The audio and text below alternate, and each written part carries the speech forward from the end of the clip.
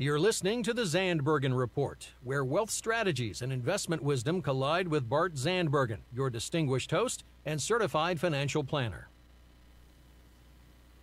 Hi, welcome to the show, the Zandberben Show, the report. We are so happy to have you here. Today we're going to be showcasing wealth strategies and investment wisdom, which is essential for the revolving world. I'm Letitia Burbaum, and I'm going to be your guest host today, and I'm here with Katie. Hi. And today that we also want to say hi, Paul, our engineer. We got to get both of you to talk up. That Katie was that was a little Is weak. Too quiet? That was like, is that better? Hi. Okay, I'll lean into it. All right, there we go. So our topic today is creative marketing and branding strategies. So we're really excited to have Katie here on the show. Thank you. Yeah, and so a little bit about Katie. She has a little over 20 plus years of marketing and branding strategy. This is in her history, and she's very experienced in this world, and we're really excited. We're not going to give you too many details, but she's getting ready to launch a brand new company, so we really wanted to bring her on the show and talk about how that she can really help us here. Let's and get our the listeners. scoop. Come on, let's get the scoop. I want to be the first to know right now. So the scoop is I'm coming in with some very seasoned professionals that I've worked with for a number of years in a past life. And we've learned a few things together and are very well aligned in what lessons we took on from some of the clients we've helped in the past. And we're going to launch with a different approach. And I'm sorry that there aren't too many details available now, but we're still in stealth mode and we'll be out in probably a little over a month. So I know we'll get into more of what we'll be doing. Yeah, absolutely. So thank you so much for being on the show. And like Paul said, we'll probably pry a little bit more before the show is over. That sounds good to me. Why don't you start with a little bit about your background and tell us a little about yourself? Sure. So I come from the Midwest, so I'm a lover of this weather, and I'll never leave it. But I spent my childhood in the Midwest and studied journalism in college and wound up in PR and have spent, as you mentioned, the last 20 years building brands and helping them get into the media and developing creative strategies and helping them do the right things really to help grow. And I wanted to be a writer, but I think my lack of confidence in my early 20s right out of school had me fearing I wouldn't be able to support myself because the competition is so stiff and there are so many good writers out there. And so I was lucky that journalism helped me find my way into a PR agency at an early age, and I've spent my whole career at one. Amazing. I love it. So what are some of the things that really speak to you in the PR world that you feel like just resonate with your life? Well, I don't know about my life in particular, but one of the things that's sticking with me a lot lately is the concept of storytelling. Okay. Every agency talks about it. Okay. What I like about it is companies these days, everyone's going, well, PR is changing. The way a company is represented or needs to get out into the press is changing because the press itself is challenged with needing to make sure that they're getting enough eyeballs on their stories. They're under pressure to share everything on social media.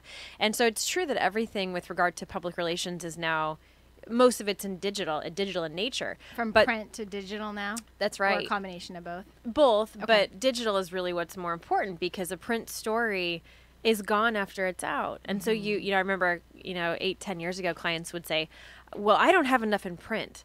And that we thought was really funny because when it's digital, it never dies. And you can dust it off and amend the story and reshare it and add a new viewpoint.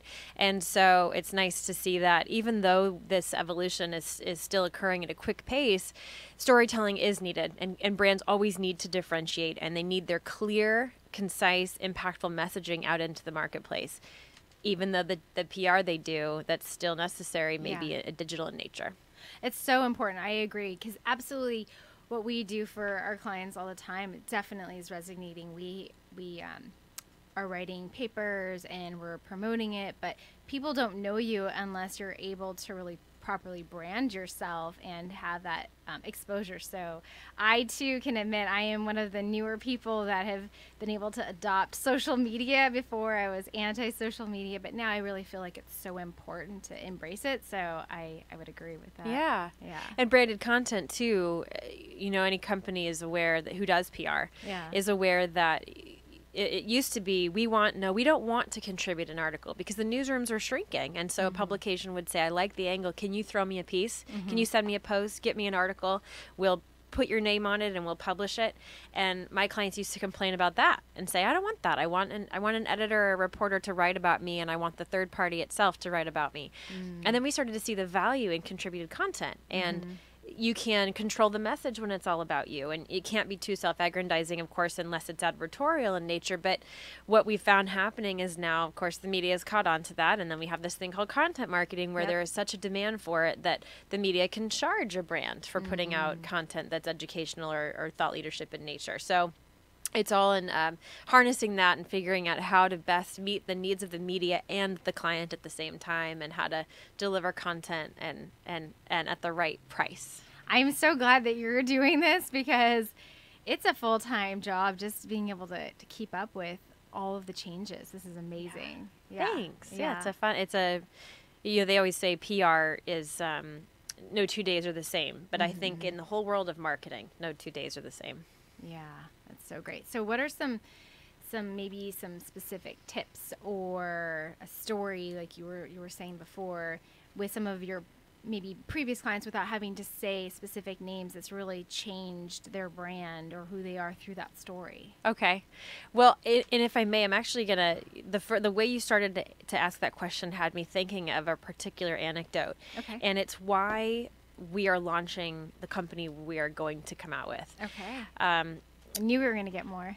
Well, it was actually a company right down the street here. Okay. So we're in Costa Mesa, and it was just a client I had for several years, rather early in my career. And we were at a high pressure meeting with the entire agency team and the whole executive team at this company that was going through a sale to a public company.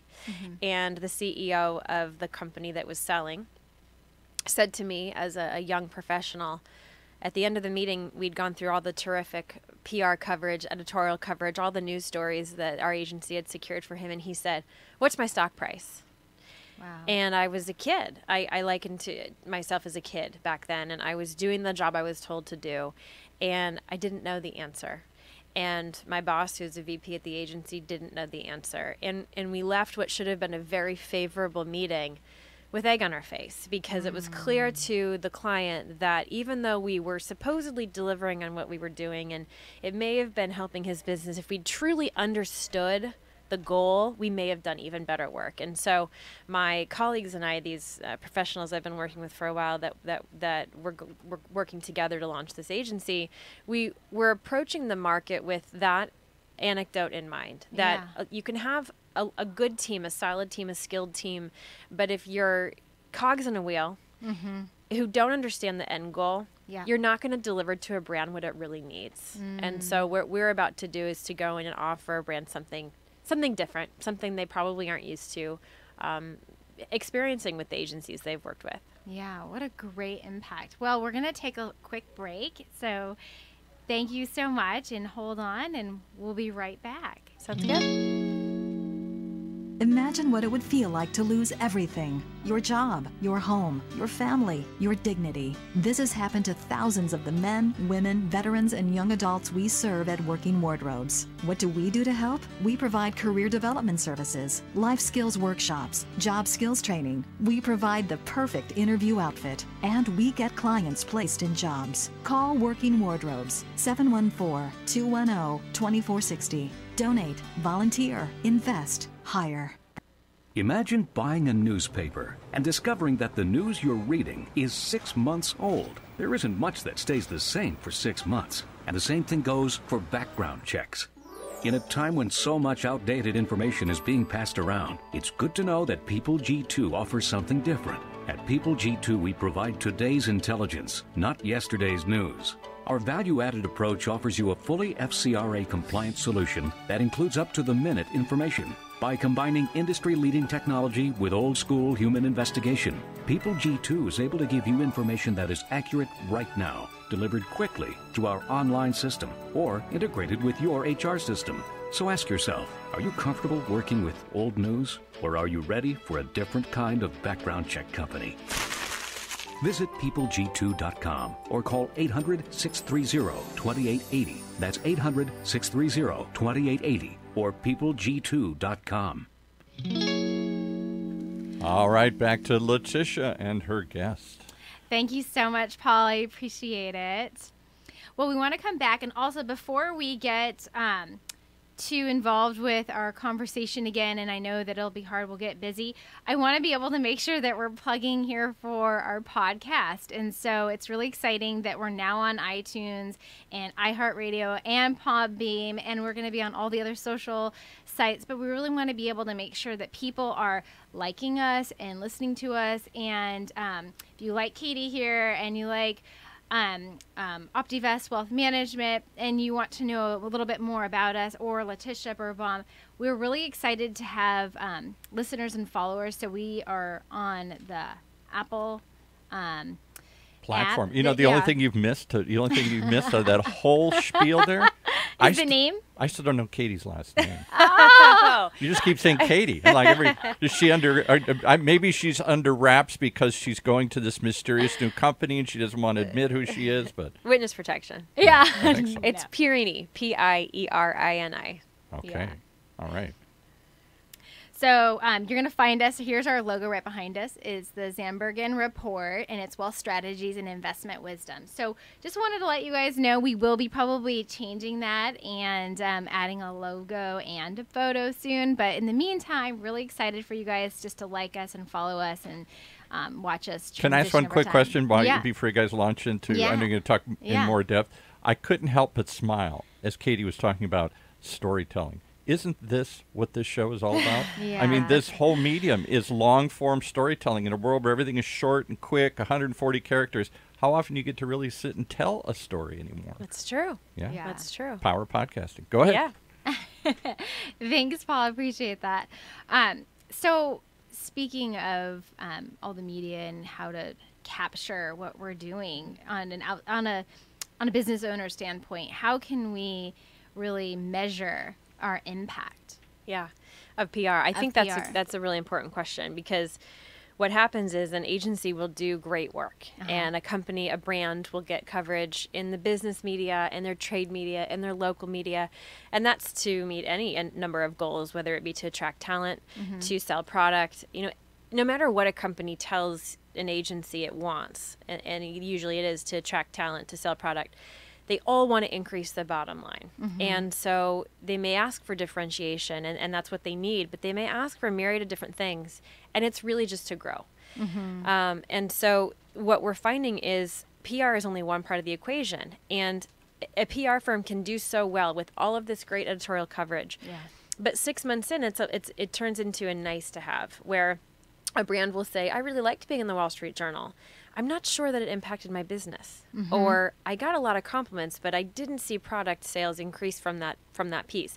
So we know that it's important, but the storytelling now has to happen throughout the performance-based marketing, the digital advertising, and the editorial content, and whether that be contributed or written by an outlet.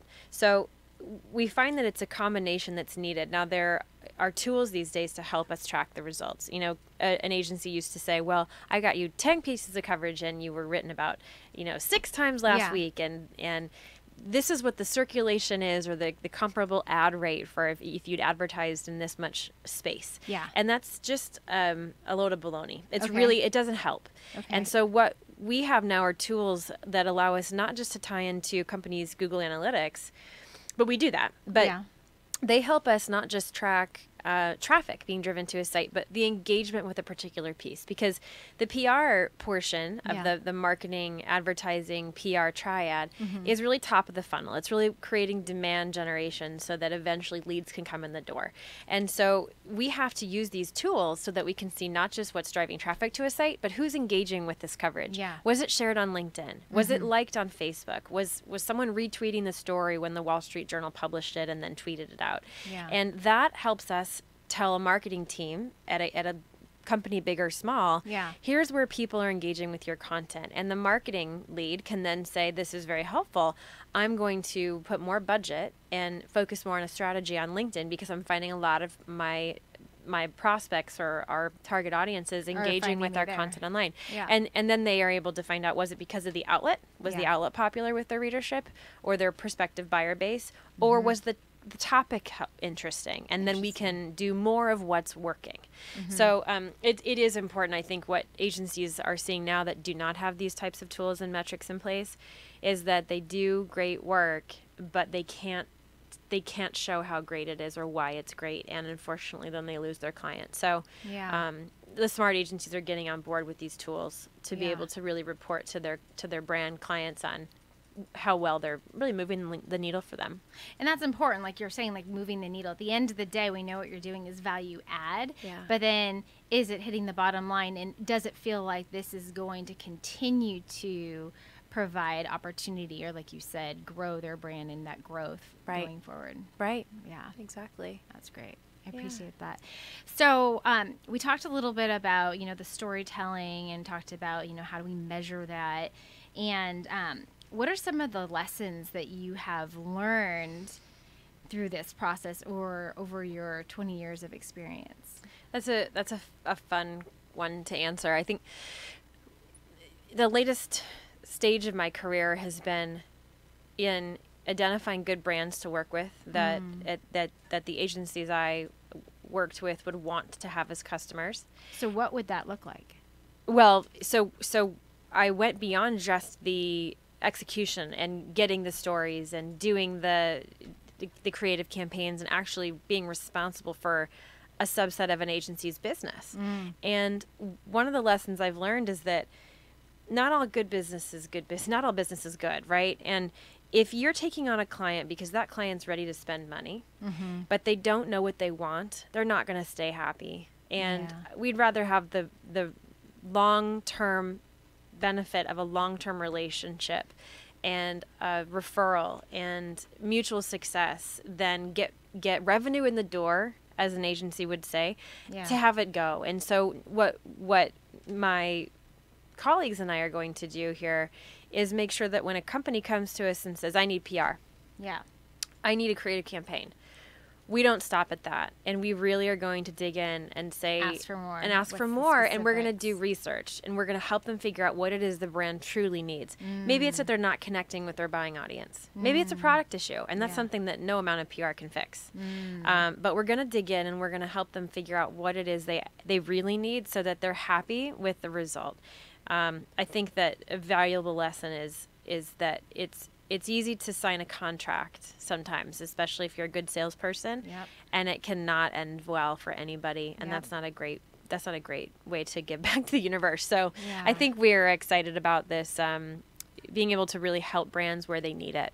You're looking for great partnerships so you can really see them grow and develop and help them, and then you're growing and developing at the same time and launching this new company and kind of morphing into this superpower agency, but working with the right people. Yeah, we're passionate about that. And to my point earlier about hiring younger people who are cogs in a wheel, we want to hire, we're going to be deploying very seasoned, experienced professionals that we've all come across and learned to trust and that have great credibility with us, because those people really know what they're doing, and we're gonna then train the team that we bring on and build, because we want brands to really aspire to work with us, and that's where the fun is, both for the brand and for the agency. I think we're going to see that's a difference that we're able to offer. Yeah, that's great.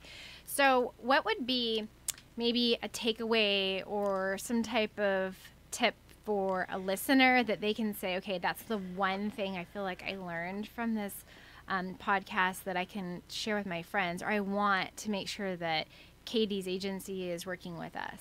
You know, that's a fun one too, because always having been on the agency side and never really being the buyer. Yeah. I always found that we had the best relationships when a prospect we were talking to bought based on chemistry as much as they did experience and a creative campaign that we had proposed on the agency side. Because if the idea is kind of on the mark, but there's been a really great rapport between agency and client, and you as the buyer, as the brand, trust the people you work with, and you feel like you could collaborate with them, you're going to get there. Yeah. But a lot of times you'll buy the good idea as the brand, even without clicking with the team.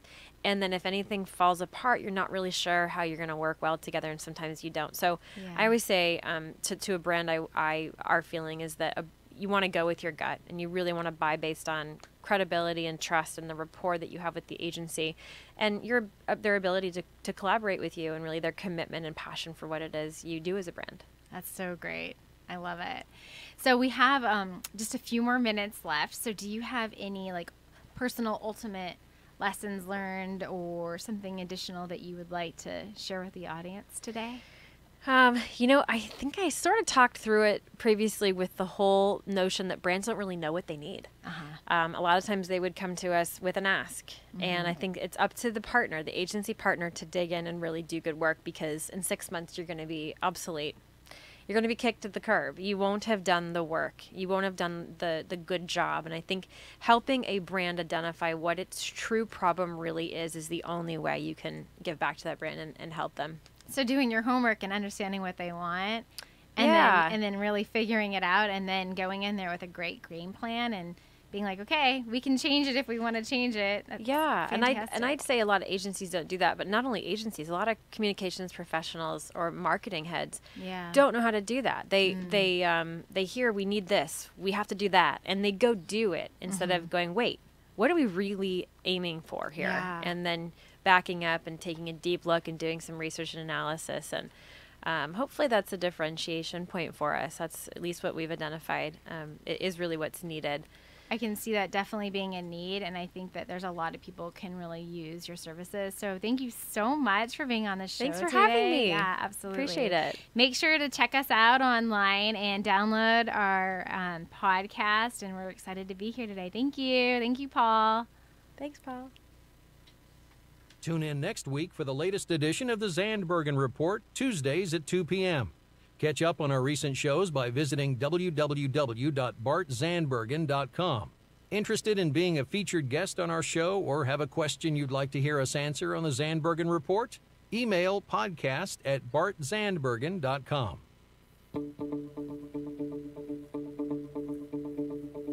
The Zandberben Report is a production of OC Talk Radio and is provided for educational purposes only. The content of this program and the views of the guests should not be considered as recommendations by OC Talk Radio or investment advice from the host, Bart Zandbergen, or any other entity attached to this production. Investors should always consult qualified financial, investment, tax, or legal professionals prior to investing.